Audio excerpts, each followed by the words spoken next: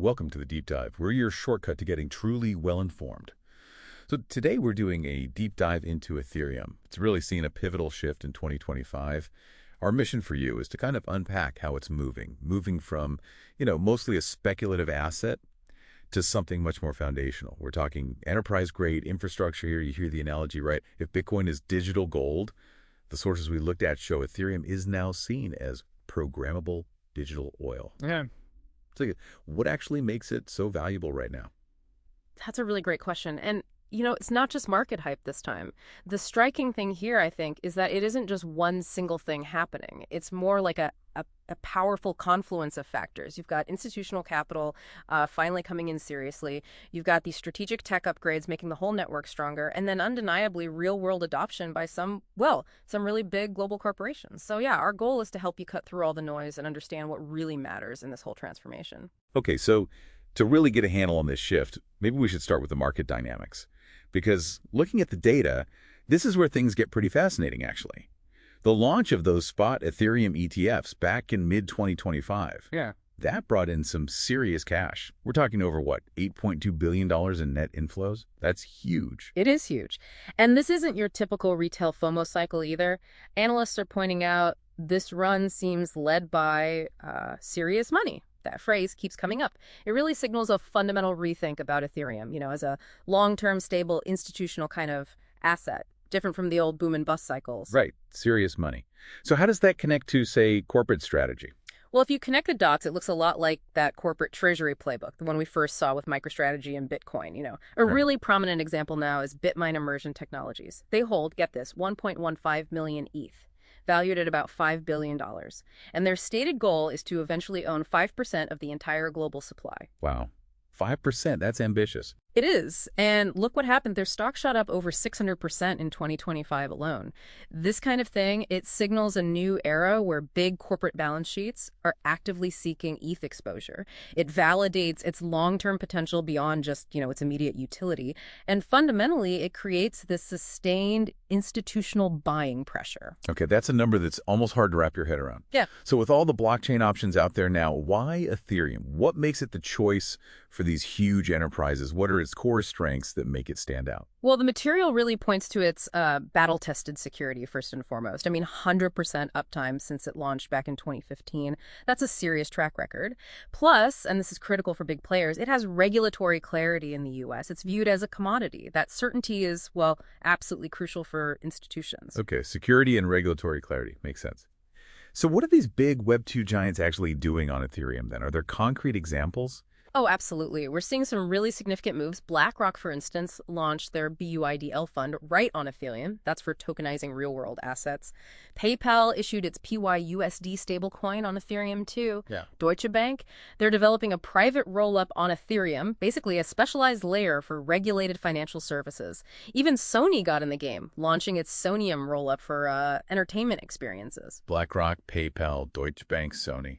That's quite a list. Right. And this isn't just dipping a toe in the water. It's a really sophisticated modular approach.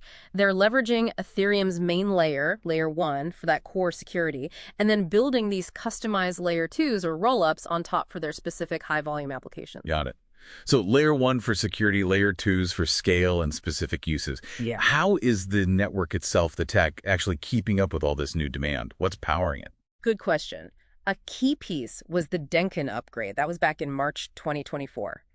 It dramatically cut layer 2 transaction fees. We're talking 10x, even 100x cheaper in some cases.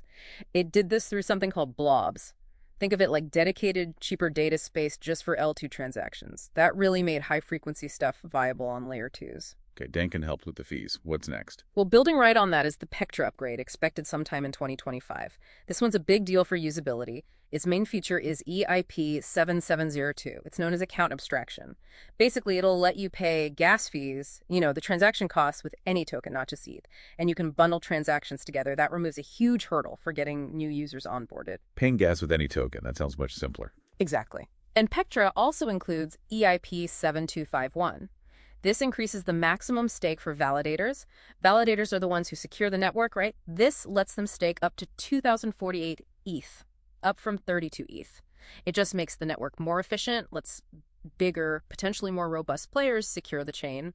So the strategy is clear. Keep layer 1 super secure and decentralized, while the layer 2s handle all the complex high-volume stuff. Okay, so this kind of brings us back to that comparison, the tale of two blockchains, Bitcoin versus Ethereum. Really sounds like they're seen as more complementary now, not direct competitors. Precisely. That narrative has really shifted. Bitcoin is solidifying its role as digital gold, a store of value.